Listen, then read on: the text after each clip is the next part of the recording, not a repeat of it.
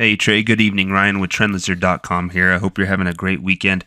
I got your email. You asked me to take a look at Palantir PLTR tonight, so I'm going to go ahead and do that. We've taken a look at this guy several times in the past, and so we will do it again. It's mostly an update, but we'll take a look at the whole thing as we always do. So here is the starting point. Basically, Palantir was incepted not that long ago in October of 2020. Had a very hot start to its career here. It gave us a nice trendy 5-wave up move in late 2020, a nice ABC pullback, retraced a Fibonacci portion of that 5-wave up leg, and then gave us another 5-wave up leg that basically quadrupled the value of this guy in just a few months. Ever since then, it has been moving in the other direction, obviously. And I think it's fairly clear so far what's happened, at least in a general sense. You have a very sharp down leg that took back a very large portion of the gains that it had achieved in late 2020, early 2021. So you have that sharp down leg.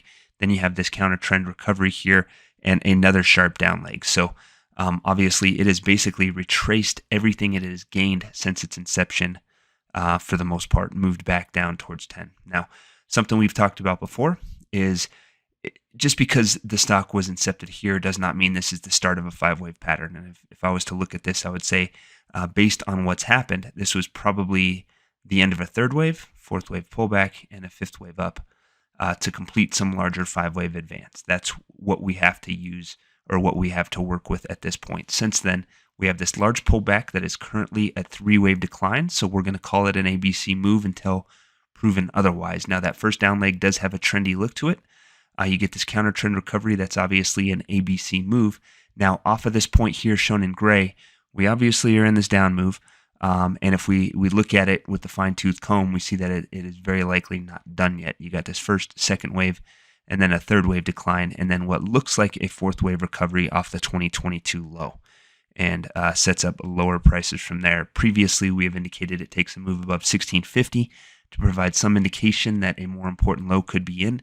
That has not yet happened. It's remained below that level, and it does not look, again, like a low is in, and there's other reasons to think that as well. So in order to put this guy in a position where it might have completed this large pullback off the 2021 high, we'd have to see at least one more down leg here to complete this down leg that started back in September of 2021, and then hope to see something trendy to the upside that sticks, that gives us some reason to think that this large ABC pullback is over.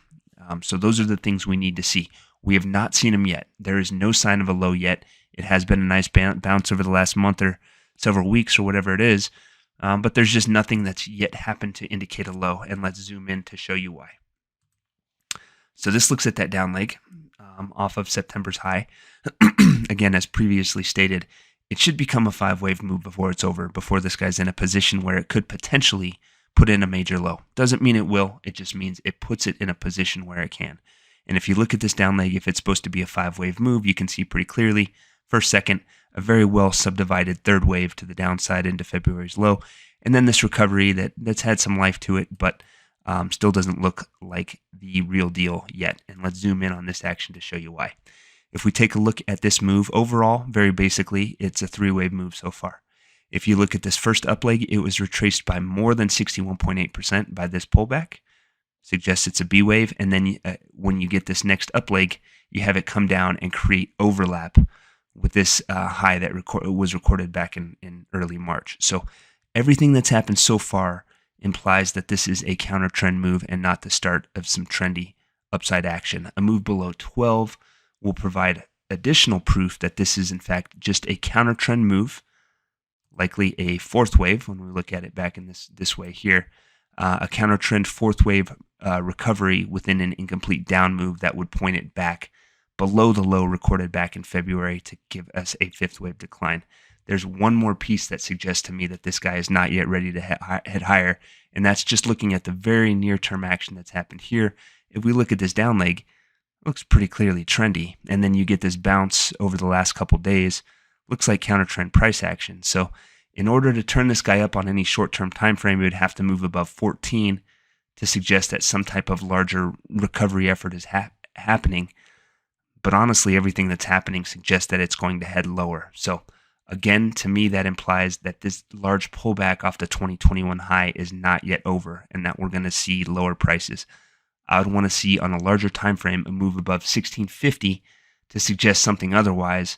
But even still, when you look at the nature of this recovery off of the 2022 low, it doesn't look trendy. The whole implication is that lower prices are coming, that we're not at a low. The good news is it could be one new low away from recording a major low, because at that point we would have an A, B, C decline that could count complete. Once that happens, the most important thing, especially when you see a stock that's gone from 44 down to wherever it ends, say like 8 or somewhere around there, is to see trendy upside movement. I mean, that would be a substantial downtrend that needs some type of proof that it's come to an end and that things have reversed to the upside before it becomes a buying opportunity. So as is, this does not look like a low. Lower prices are expected. We could be getting closer, but none of it matters until we see trendy upside action take place at a point that this larger pullback could be complete. So when we're at that point, hit me up. I'd be more than happy to take a look at this for you again and try to find a good buying opportunity.